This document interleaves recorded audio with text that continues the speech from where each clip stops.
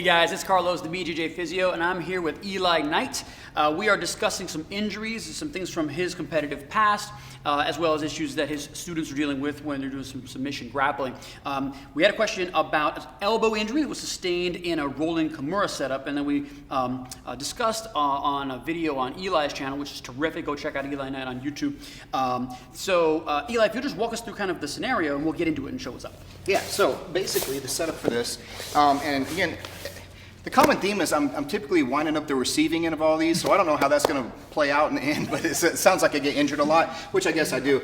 Basically, we're setting this up like a crucifix. So I'm trapping his arm here like this, but because of the orientation of his arm, what I'm going to do is I'm going to put my arm over on this side here like this, so both my arms on this side. I'm trapping in his tricep tendon or his elbow here, and then I roll over my own shoulder. So we roll out, and it's kind of as if I were rolling up into an omoplata, but we're actually in a Kimura configuration with the leg. So I can keep this figure 4 here like this. I'm covering this over the wedge of his body, like so I can use this to raise myself up, again, like an omoplata finish. But when I come up here, that's a pretty nasty finish right there. And this is a terrific position. I actually want to stay here with you for a second.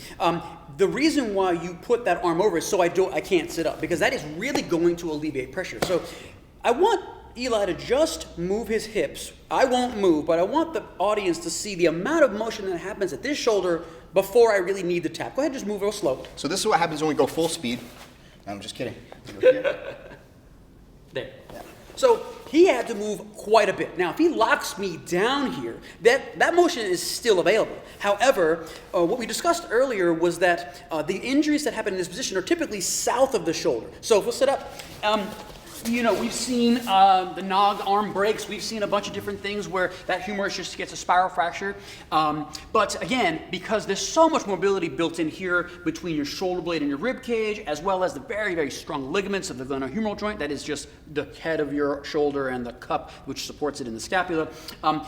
There's mobility there that you can use. Now, you don't want to necessarily rely on that mobility being there, but once it's taken up, the elbow is the next thing in the way. And so anything that we can do to improve grip power, elbow mobility, are all excellent exercises to sort of protect ourselves from these kinds of things.